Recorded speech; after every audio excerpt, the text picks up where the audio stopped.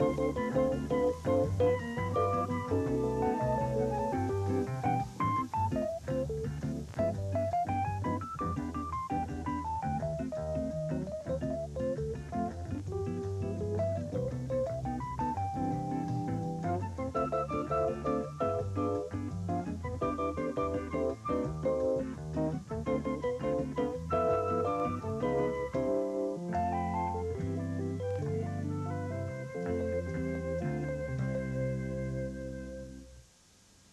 everyone.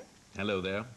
Well, we visited Ottawa in June, but in order to have a better grasp of the entire nation, we must visit other cities in Canada as well. But unfortunately, we don't have too much time, and so we will have to limit ourselves just to one more city, and we're going to visit Calgary today, aren't we, Ken Sensei? Yes, Calgary. Now, of course, that may ring a bell to some people, particularly those of you who are interested in sports, the Olympics. The 1988 Winter Olympics are going to take place in Calgary. But of course, that's not the only reason why we're visiting this particular place and showing you Calgary as an example of another Canadian city, is it, Hiromi-san? No, certainly not. But we have to introduce our guest, Yes. Mr. Paul A. Summerville. He's going to give us a tour of Calgary today. Now, he's interested in international relations, and he is presently a doctorate candidate at Tokyo University. Thank you for coming, Mr. Summerville. My pleasure. You may call me Paul. It's a relaxed atmosphere. Good. Well, a doctorate candidate sounds very impressive. Oh, it is. Yes. Dr. Summerville one day, no doubt. Well, let's start things off, Paul, by asking you, what is your connection with Calgary, or your relationship? Well, like most studies that I've lived in, I studied there. I lived in Calgary for 6 months doing research for my Ph.D. thesis. I've also lived in Toronto and Vancouver and Edmonton. And internationally, I've lived in Switzerland, Geneva, Switzerland, and Jerusalem, Israel. So I have perhaps a background where I can compare different cities. Their My strengths goodness, and they're weaknesses. all very different, the cities you've mentioned, aren't they? Well, before we go any further, I think it would be a very good idea if we made sure where Calgary is. I'm not too hot about its location myself. So we have a map, so let's look at it and see where Calgary really is. Well, if you look on the map here, you can see that Edmonton and Calgary are in the west part of Canada. Calgary is located about 3 hours by car south of Edmonton. And on the extreme western portion of Canada, Vancouver, Calgary would be about 1 hour by plane. You can see that Calgary and Ottawa are almost on opposite sides of the country.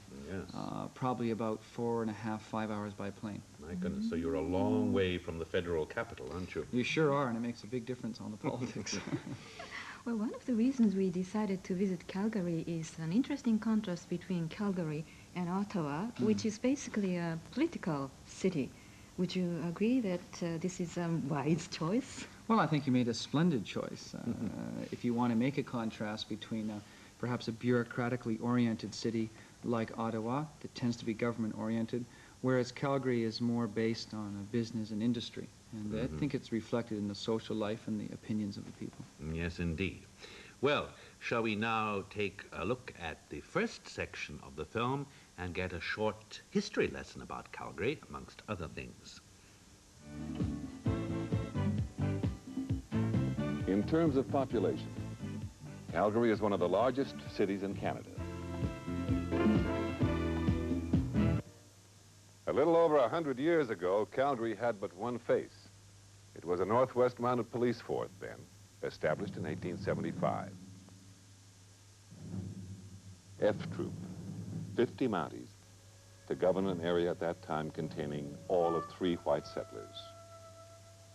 Ranchers and cattlemen were attracted by the rich grazing lands, the start of the livestock industry.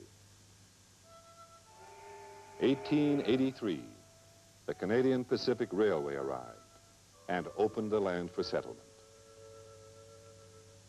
1914, black gold at Turner Valley, a short-lived oil boom, but a sample of things to come. To be honest, through what we call the Roaring 20s, through the drought and depression of the 30s, and through 2 world wars, the city experienced little real growth.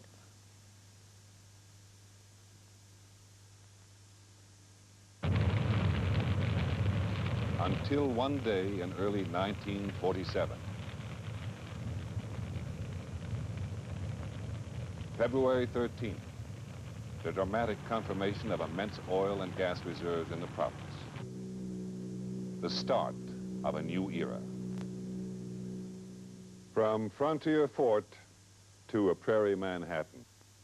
A lot of excitement since 47, a time of unprecedented growth.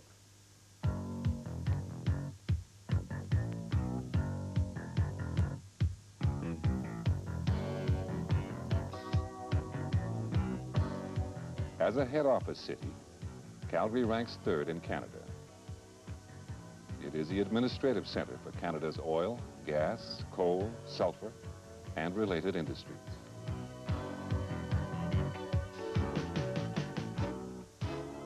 Every major oil company in the world has offices here. Furthermore, 86% of Canada's energy head offices are located in Calgary.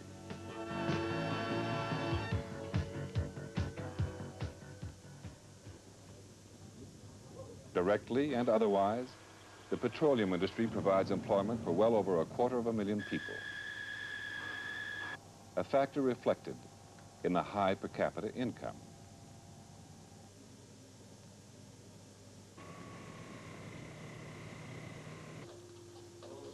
Just to keep pace, for instance, the city's computer industry performs more data processing than any other Canadian city. As the financial center of Western Canada, Calgary is attracted to the international money market with a dramatic increase in downtown office space.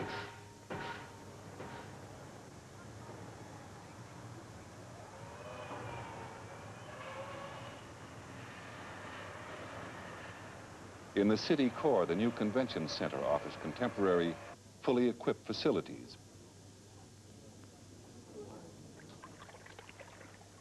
And don't forget, Alberta has no sales tax. The last comment is very interesting. Does that mean it's the province and not the federal government that collects sales tax, Paul? Well, according to the Canadian Constitution, political powers and the ability to collect revenue are divided according to the 2 different levels of government in Canada, a national federal level and a provincial level. And in the case of sales tax, that falls under provincial jurisdiction. And Albertans will always tell you that it's the one province in Canada where there is no sales tax, and that compares quite favorably to other provinces where it's as high as 9%. Mm-hmm. Yes, well, it's extremely interesting, isn't it, that Calgary has developed this oil town, this great boom town, has developed into one of Canada's largest cities in 40 years, isn't it? Mm-hmm. Well, I think the development of Calgary particularly after 1973 and 1980, the first and second oil shocks, Calgary's development was very typical of oil-based economy cities and countries. You saw a great boom of growth in construction and in buildings. Yes, so in that way, Calgary's well, in a tiny way, Aberdeen in Scotland is a sort of mini Calgary because of exactly the same reasons. Yes, there's often social comparisons made between the 2 cities. Yes, yes. Well, anyway, the film also said that Calgary was one of the largest cities population-wise, and I take it that this population growth was also extremely rapid, was it? Well, like the economic growth in this period, the population growth was very, very rapid. As you can see from the chart here on the television screen, the growth between 1976 and 1981, a 5-year period, was just over 25%, which is an enormous increase in population. Yes, when you look at it from 1910 to about 1960, just trailing along, and then suddenly takes off. You have this incredible expansion. Well, I think that the city government may have some problems in dealing with such rapid population growth. Housing is scarce and so on. Well, I guess you would always see in a great kind of boom type of economy, you're going to have stress in certain areas, housing, transportation, and that kind of thing. Calgary was fortunate that most of those problems were kept at a minimum. However, housing was a problem. It must be pretty wild in the early days, mustn't it? Well, very in the early days, of course. But a friend of mine, for example, a high school teacher, went to Calgary from Toronto to teach, and he was very happy about his high salary that he was going to get until he discovered the housing prices in Calgary, which more or less reduced his salary to nothing.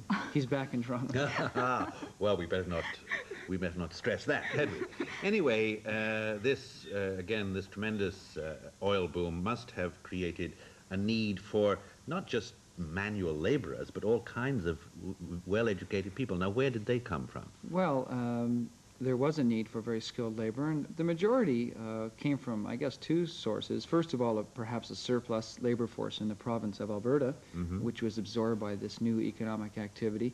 And then secondly, a great influx from eastern Canada, Toronto, Windsor, Oshawa, cities like that. And as well, a lower percentage from traditional sources such as immigration, United States. Now, before oil was discovered, Calgary was an agricultural town. And of course, because the oil industry, it sort of invaded the rural area around the city. Wasn't there any conflict between agriculture and oil industry? Well, when you have a kind of twin-based economy, you're always going to have a degree of political and economic conflict. That's usually played out more at the provincial level in the parliament up in Edmonton. But of course there was some friction when the city expanded and perhaps encroached on local farm areas and that kind of thing. All right, now let's take a look at the agriculture in the vicinity of Calgary and also some manufacturing industry. Important industry to Calgary, agriculture in all its related fields, serving southern Alberta, eastern BC, and western Saskatchewan. A vast growing area with rich soil and gentle climate, producing plentiful crops of cereal grains, oil seeds, and hay grasses.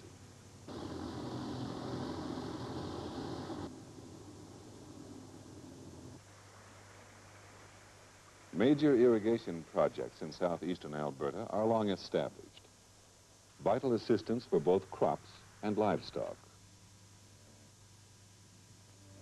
The area is a major livestock producer. 40% of Canada's cattle are raised in southern Alberta.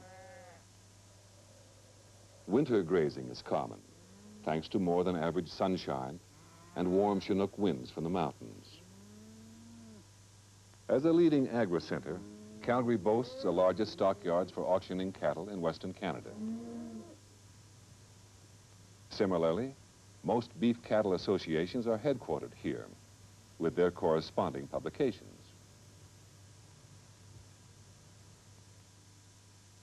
The numerous agricultural trade shows and conventions attract many delegates every year.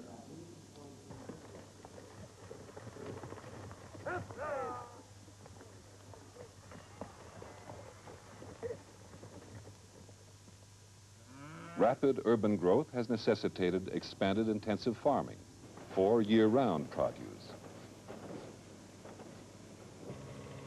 The varied agricultural service and supply industries provide considerable year-round employment.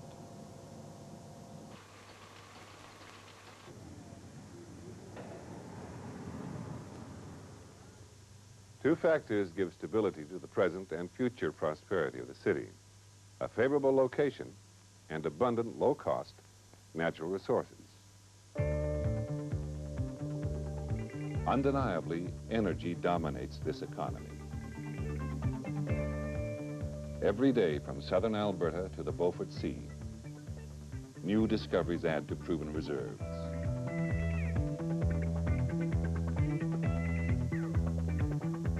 Coal as a fuel has assumed new and greater significance.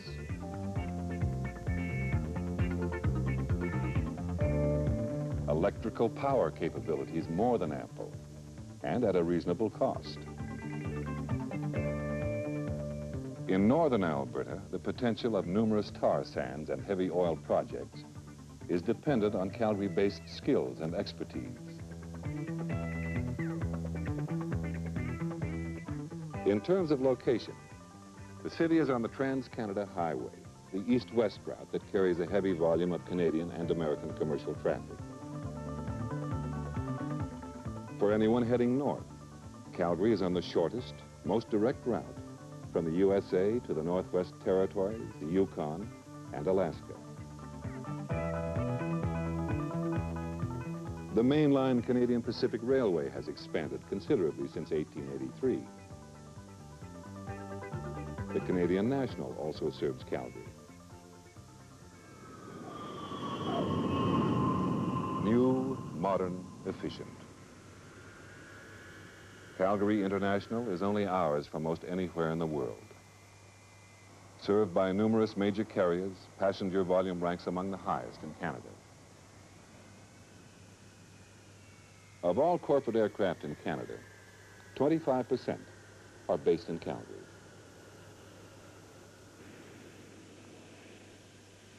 But besides energy and agriculture, manufacturing is playing an ever-increasing role in the economic base of the city. Atco Industries, for example, a widely known multinational corporation, building complete portable camps for construction and exploration projects around the world. Another noted exporter, Foremost International.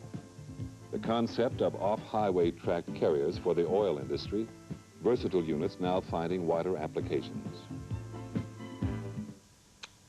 Well, fascinating. Anyway, we see that you have a very favorable climate there, Paul, and he mentioned this Chinook wind. It sounds rather... Chinook, is it? Chinook wind. What's that? Well, the Chinook wind is very famous in southern Alberta because, particularly in the winter, the Chinook wind comes through the Rocky Mountains and brings very, very warm winds with it. And in the space of one day, the temperature can increase as much as 25 degrees Celsius. Good Lord. So if you're in the deep cold of a winter and in the space of a day it rises to a temperature that you're associated or used to in the summer, it's really something. Incredible. Yes. It ruins all the outdoor ice hockey runs. Yes, but by the same token, it can go crashing down That's again, right. I suppose. Yes, how awful. Well, it seems to me that the city of Calgary itself is still very much dependent on oil industry. And in view of the worldwide oil glut, it seems to me that could cause some problem to the economy of the city. Well, of course, anytime you have a single-based economy, although Alberta is changing in that respect, you are going to suffer some, obviously, economic and, as a consequence, political and social problems from a great drop in oil prices. But recently, all of those things have, I think, stabilized very much. There was kind of a peak and a valley, and now Calgary is the economy based on something more in the middle. So I mean, there's a lot of it's much more positive now. diversification, I take it. Yes, well, the government in Alberta, as well as the city governments, have promoted a lot of industrial diversification, and they've been quite successful in that respect. Good.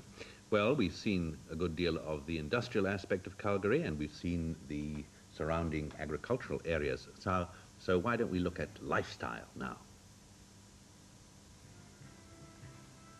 Lifestyle? The majority of residences are owner-occupied. There's the usual variety of housing, from gracious, older residential style to multi-family units in imaginative surroundings. Most newer emerging neighborhoods stress family recreational facilities. Education? From kindergarten to postgrad doctorate studies. The public and Catholic school systems. Several independent academies. Bonjour Christine. Even French only, if you like. Comment ça va? Ça va bien, merci. Comment ça va? Ça va bien, merci. For technical trades, SAIT, the Southern Alberta Institute of Technology.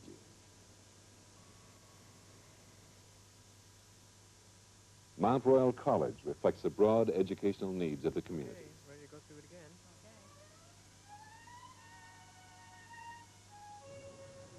The University of Calgary, young in years certainly, but the equal of anywhere.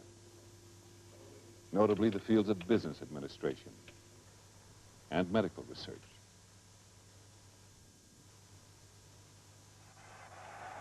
But no one said anything about all work and no play, did they?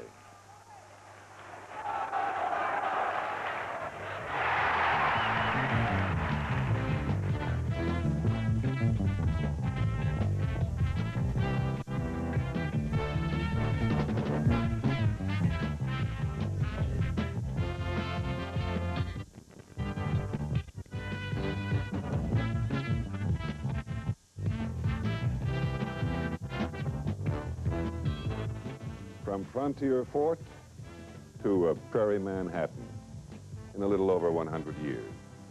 Exciting, energetic, rewarding. Fascinating. Well, obviously Calgary is a rapidly developing city. Indeed.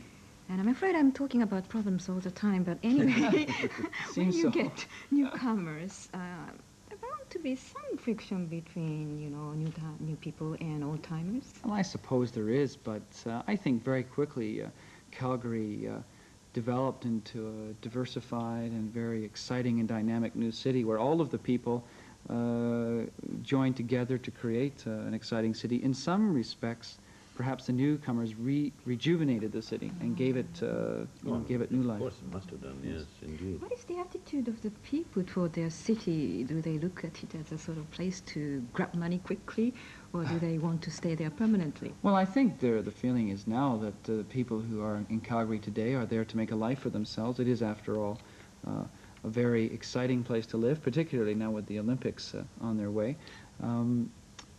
Yes, well, clearly this fact that the Calgary is going to stage the yes, you got your badge there, the 1988 Winter Olympics.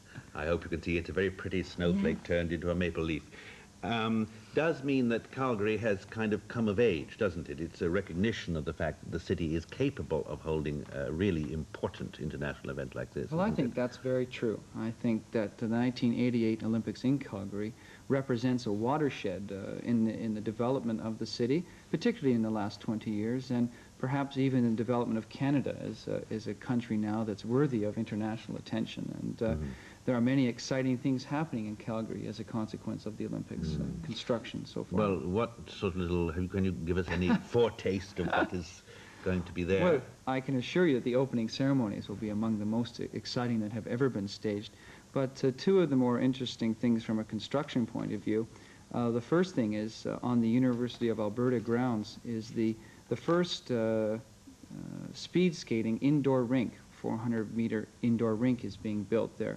Of course, Canada has a double gold medal winner in speed skating. Indeed, yes. And the second thing that has been completed, and now the national ice hockey team, the Calgary Flames, are playing there, in the ice hockey rink where the figure skating and ice hockey will be held, the rink has been built in the shape of a saddle, perhaps to reflect the Calgary's roots, and Yes, yes. not surprisingly, it's been called the Saddle Dome, and I think that'll bring a lot of. Wouldn't you know? And you must be building all these indoor facilities because of Chinook. Yes, and no doubt you'll have horses skating on the ice as well. Perhaps. Anyway, can I say as a conclusion that Calgary is a growing city, but the growth has slowed down a little bit recently, and that perhaps a new approach is necessary to keep it as dynamic and attractive as ever? Well, I think you're absolutely right to say that Calgary has been growing rapidly, and I would agree that it's new and dynamic and exciting. That's perhaps its greatest strength. Whether a new approach is needed in order to maintain that growth, I'm not so sure about that. I think that the basis of a strong economy is in Calgary and in southern Alberta, and that growth will continue regardless of what happens to the oil industry or anything else. Well, now, we've been hearing tremendous amount about dynamic growth, and we've seen people playing football, I believe it is, and riding horses and drilling oil wells and things. It all sounds awfully youthful to me, Paul. Now, what would happen if a doddering old middle-aged thing like me showed up in Calgary? Is there anything for me to do there? Oh, there's a lot of things for you to do there, Ken.